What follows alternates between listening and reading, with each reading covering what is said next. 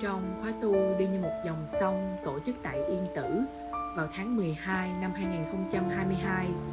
Chúng tôi may mắn gặp được hai mẹ con Chi cùng đi thực tập với nhau. Cách của hai mẹ con cùng đi khóa tu thật sự là dễ thương và rất thu hút đối với nhóm chúng tôi. Vậy là câu chuyện chia sẻ của họ về quá trình đến với pháp môn lành mai thật sự thú vị và lợi lạc. Hãy lắng nghe câu chuyện của họ nhé.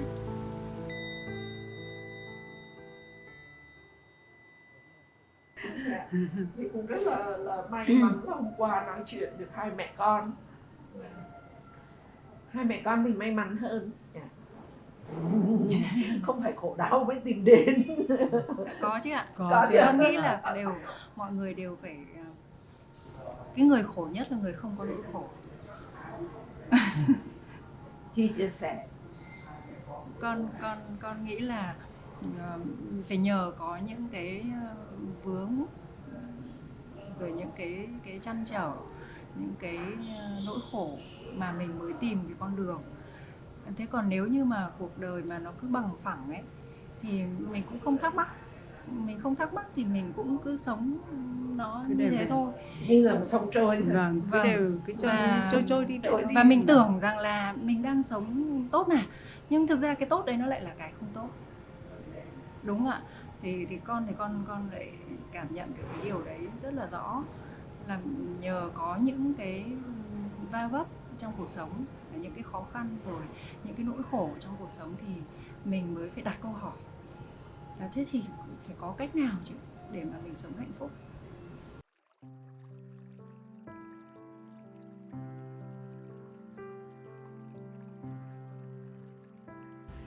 Nguyễn Thị Kim Chi hiện đang làm việc trong môi trường giáo dục kỹ năng và trải nghiệm ở thành phố Nha Trang. Một giáo viên dạy kỹ năng sống thuộc công ty cổ phần giáo dục FPT. Vậy nhưng khi bản thân Chi đối diện với tin là bố mình ở quê nhà Nam Định bị bệnh ung thư và mất sau 1 năm vật lộn với bệnh tật, Chi đã khó khăn mãi mà không vượt thoát được nỗi khổ là bố mình đang khỏe mạnh, vui tươi lại có thể biến mất khỏi cuộc đời, để lại trong Chi nhiều dây dứt, ân hận vì mình chưa kịp báo hiếu cho bố. Chi tìm đến đạo Phật, nhưng chỉ khi vớ được sách của Thiền sư Thích Nhất Hạnh, Chi mới vỡ òa ra mọi lẽ và tìm thấy con đường vượt thoát khổ đau và sửa chữa cho sai lầm của chính mình. Hiện thì con đang làm nghề khai vấn bố mẹ con cái. Vâng. Gần trước thì con cũng làm một số nghề khác liên quan đến ngân hàng, rồi cũng tự kinh doanh, rồi cũng làm trong lĩnh vực giáo dục. Thì cũng qua nhiều cái môi trường sống. Cái thời trước đây ấy thì con sống ở Hà Nội. Thế 6 năm trước thì con chuyển vào Nha Trang.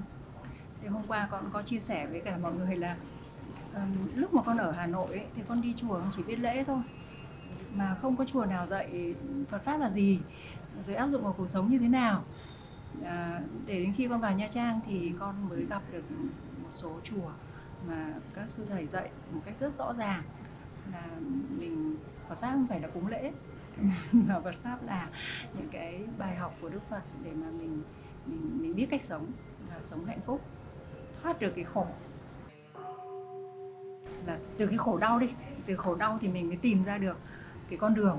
Thế thì ban đầu của con là cũng như nhiều phụ nữ khác, là khi mà mình bước vào cuộc sống gia đình ấy, là mình có những cái khúc mắc với cả chồng này, rồi mình sẽ băn khoăn cái việc là dạy con như thế nào này, rồi những cái mối quan hệ trong gia đình nhà chồng này, thì một cái môi trường văn hóa khác mà đôi khi mình cũng rất là khó để thích nghi này. Thì khi mà có những cái khó khăn trong các mối quan hệ thì mình rất là khó để mà biết là bây giờ giải quyết như thế nào. Nó rất là mắc mớ, và cứ đúng sai, và cái đúng sai ai cũng có cái tôi, ai cũng có cái đúng, thì nó không đi đến đâu cả. Thế rồi nhưng mà cái khó khăn nhất và cái nỗi khổ lớn nhất của con để mà con tìm đến đấy là khi mà bố con mất.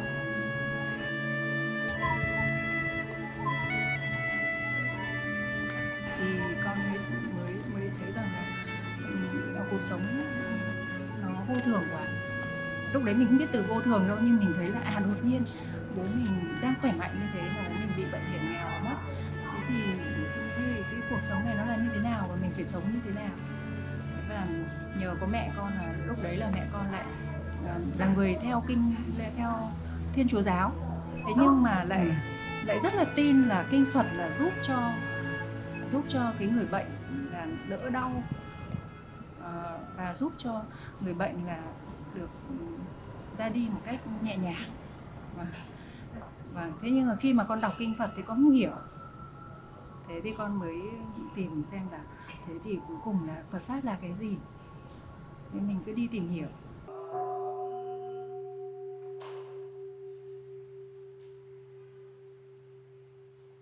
Vì khi mà mẹ con mất bố con nên mẹ con rất là đau. Và cái nỗi khổ đấy nó cứ kéo dài và nó rất là, mà mình không thể giúp mẹ tháo gỡ được. Thế là bố của chị mất năm nào? Bố con là mất năm 2010. Lúc đấy là bố con là 63 tuổi. Vâng. Nhưng bố con là người rất là khỏe mạnh, rất là giáo viên mà đi dạy mà còn đá cầu đá bóng với cả học sinh được. Cân nặng lúc nào cũng ổn định, da dẻ lúc nào cũng hồng hào, sống rất là vui vẻ. Mà bị bệnh. Vâng, mà bị bệnh.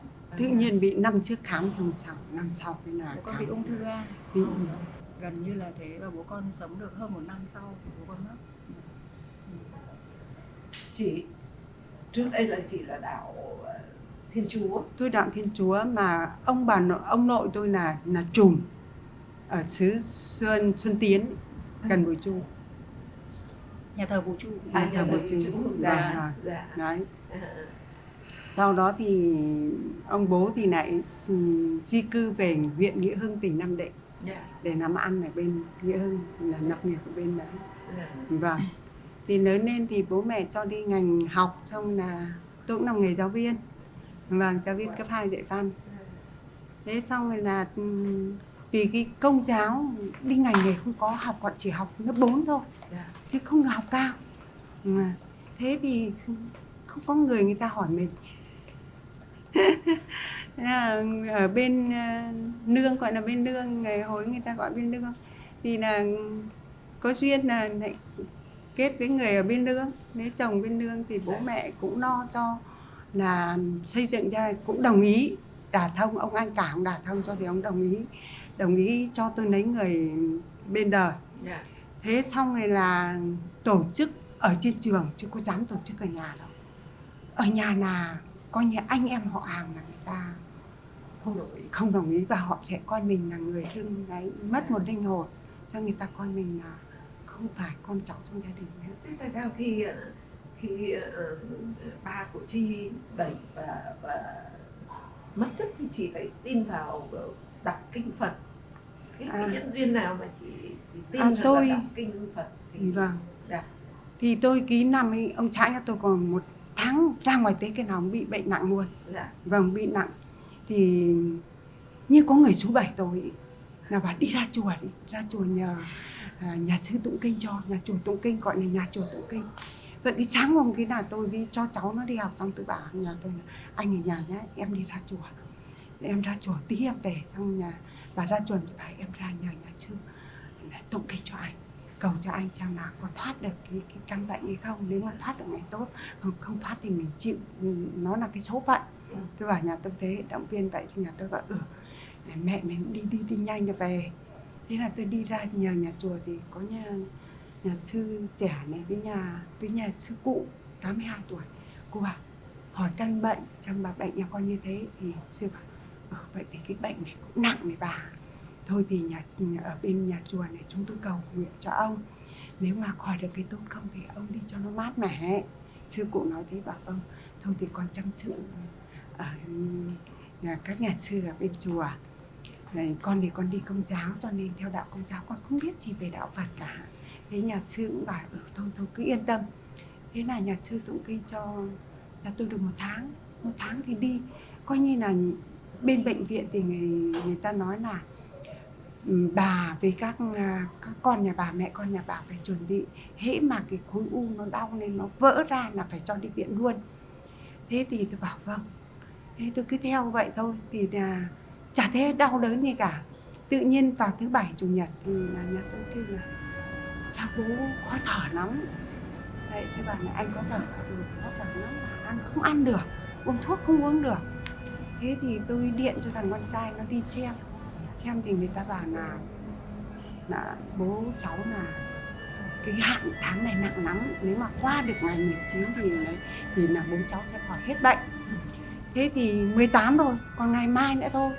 Vâng, thì là mời bác sĩ đến thì bác sĩ họ bảo là ông nhà cũng nặng bệnh mà nên là phải ăn ít lắm, giờ không ăn được. Xong rồi là bác sĩ bảo là chính là ông không ăn được cho nên là người nó bị mệt đi. Thế thì bà cứ cho ông ăn ít một thì tôi cứ đút ít theo. Vậy xong có thời thì hai thằng con trai nó mới đi, hồi con này nó đẻ đứa thứ hai mới được có 2 tháng thôi. Thế xong rồi là hai thằng con trai nhà tôi nó đi ấy cái bình oxy, cái bác sĩ bảo sang chỗ anh ấy, thế về cho bố em, nhưng mà đừng có lợi dụng bình oxy. Thì đem về chỉ có thở có 15 phút thôi, còn lại là bình thường luôn. Đêm hôm đấy vậy xong rồi là ngủ trước, tôi bảo sáng hôm sau tôi bảo vậy anh có ngủ ngon không, ngon trước không, bà này chứ toàn nằm mê thôi. Bà ấy nằm mê cái gì thì sợ là nghe là mê người âm chứ kìa. Ngày xưa bố mẹ mất là toàn nằm mê người âm thôi. Vậy xong nó bảo không, là mê nhà mình có nhiều thứ bỏ đi lắm, thì là toàn đem cho anh em họ hàng thôi. Thì nghĩ ra là quần áo ông biết là ông mất cho nên là ông đi, cho nên là toàn cho các cháu quần áo này chưa mặc đến, các cháu nhà quê nên là cho hết, chỉ để lại có 2 bộ thôi của. Vậy xong rồi là tôi bảo vậy thì tốt rồi.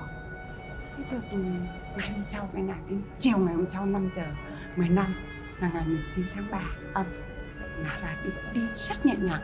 Khi đang ngồi thế này, khó thở ngồi thế này, cháu nó, thằng con trai nó bảo bố dựa vào để bố thở cho dễ. Thế nó ngồi trong tự ngủ thế này cái, vậy là từ từ ngửa lên, mắt nhắm lại. Tôi với gọi, tôi bảo anh đâu anh làm sao đấy. Thì hai thằng nó bảo mẹ làm gì đấy, để cho bố yên, không có bố lại lo lắng. Vậy là tôi với nhảy bồ đi, tôi gọi cái ông thông gia ở bên cạnh, bảo chú Quang ở nhà tôi làm sao rồi. Thế là chú sang, không hề đau đớn gì. Vậy tự nhiên được vậy rồi. Vậy xong này chú tôi vật vã nhiều, xong chú bảo này chị phải vui lên, chị ấy thì chị từ bỏ cái buồn đi. Anh đi như thế là rất sướng, vì em đã chứng kiến là 10 người ung thư thì 9 người ta đau đớn, mà vợ con anh em họ hàng đứng chỉ có nhìn tôi không làm sao được.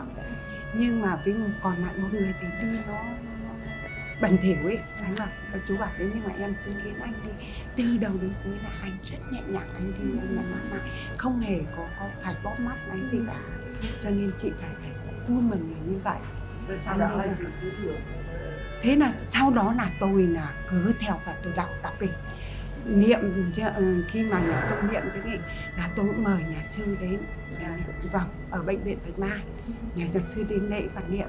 Sau đó cũng là 3 ngày tôi mời nhà sư, 49 ngày là tôi đưa ra chùa, tôi bảo các con tôi là đi ra chùa để đọc kinh cho bố. Và cứ thứ bảy làm ba mẹ con tôi, hai thằng con trai với tôi là đi chợ, phân công đi chợ, người thì mua cái này, người thì mua hoa, đưa về nhà chùa, nhờ nhà sư là bỏ lên các ban thờ chính, các thứ rồi bày lên trên ban thờ, là tôi nhờ hết nhà chùa hết, cứ mua đến mẹ con tôi đưa hoa quả đến chuối trước là bao nhiêu là nhà sư bảo là cứ thế cuối tuần là mẹ con tôi mang đến.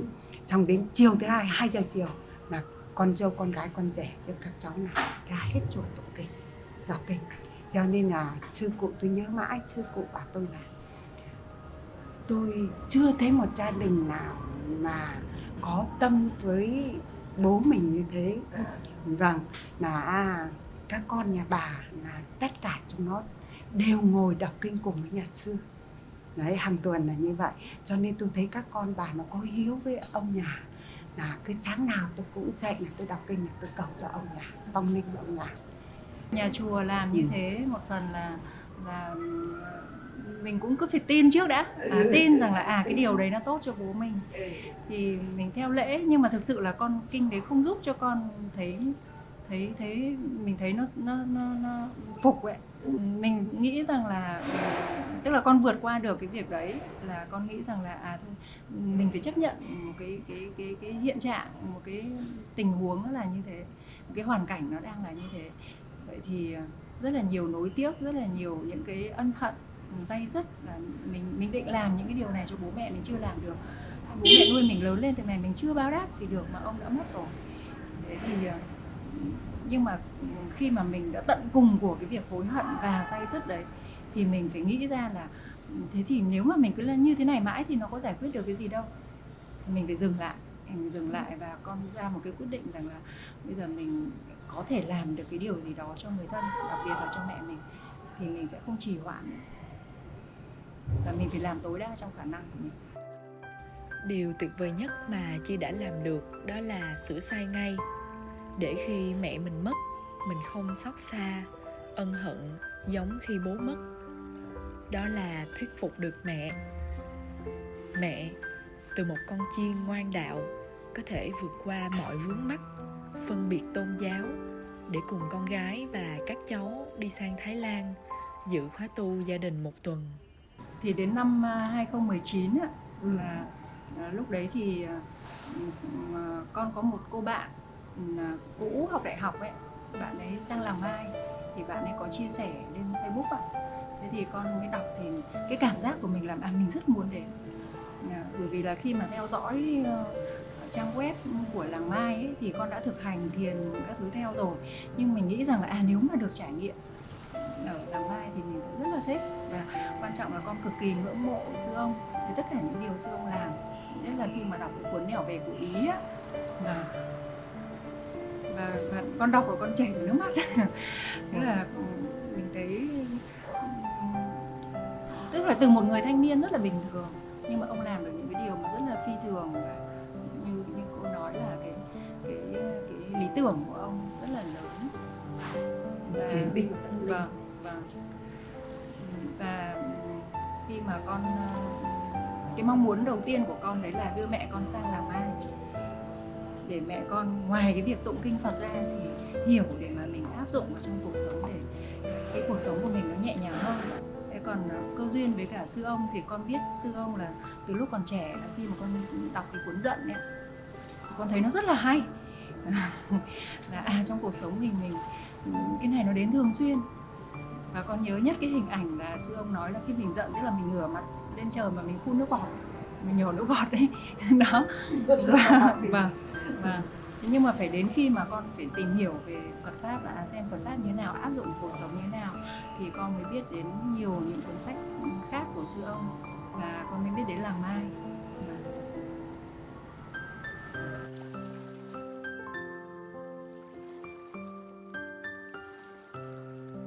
Thì năm 2019 đấy thì là tức là con cũng thấy bạn con đi về nó chia sẻ, thì mình cũng bảo là nếu như mà có điều kiện thì mình sẽ đưa mẹ mình đi. Thì cũng chỉ nói với ông xã là gióng trước với ông xã là lúc nào đấy con nó lớn thì em muốn đưa mẹ sang Thái Lan ở Làng Mai Thái. Thế thì chỉ có con thì cũng tìm hiểu về đạo Phật này, mẹ con thì đã tụng kinh Phật rồi, thì con nghĩ rằng là sang với cái thời khóa như thế thì là thích nghi được. Thế còn chồng và các con thì mọi người cũng chỉ biết sơ qua thôi, chứ còn gọi là cũng không có hiểu sâu, cũng không biết nhiều về sư ông Thích Nhất Hạnh rồi Làng Mai, không tìm hiểu, không biết. Thế thì khi mà quyết định đi là do chồng con là cũng hôm đấy mát tính thế nào thì bảo là ủng hộ. Thế cả nhà mình cùng đi. Cậu bảo anh nói thật đấy hả?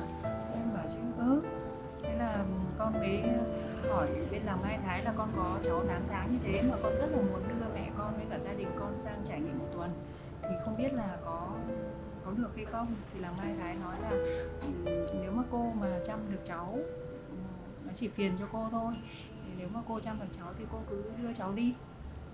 Thế là con cứ nghĩ là thôi mình cứ đi, bởi vì là một cái suy nghĩ rằng là mình phải làm gì được, mình làm được cái gì mình phải làm ngay. Chứ còn nghĩ là bà đi một cái chặng đường máy bay, phải bay từ Hà Nội vào Nha Trang này, xong từ Nha Trang phải đi sang bên Thái này, Bangkok này, xong từ Bangkok mà đi 4 tiếng xe ô tô nữa là rất mệt với bà. Rồi mình lại có con nhỏ nữa, mà nam ở riêng, nữ ở riêng thì coi như một mình con là phải take care hết mấy bà cháu, mà phải nói với bà là cũng khó mời lắm. Và thế là phải nói là con nhờ mẹ đi để mẹ sang đấy mẹ trông cháu giúp con. Chứ không là cũng không đi, vì thấy đi lại nó bất tiện như thế. Rồi bà cũng không hiểu là làng Mai là như thế nào, rồi đi chùa mà sao phải đi xa thế. Thế nên là phải nói là thôi mẹ đi mẹ giúp con, không có nam ở riêng, nữ ở riêng, bố nó không giúp con được thì có mình con với ba cháu thì mẹ sang mẹ giúp con để còn trông cháu. Thế là dụ được một tuần. Vâng, thế là đi một tuần. Tôi thật ngưỡng mộ Chi. Không những cô chị thuyết phục được mẹ mình đi dự khóa tu, mà còn thuyết phục được cả chồng, một doanh nhân bận rộn và chưa bao giờ biết đến làng Mai, và thầy Nhất Hạnh. Cô cùng ôm 3 đứa con lớn nhất 11 tuổi, nhỏ nhất 8 tháng, đi sang làng Mai Thái Lan dự khóa tu 7 ngày. Cô đã làm được những điều thật phi thường.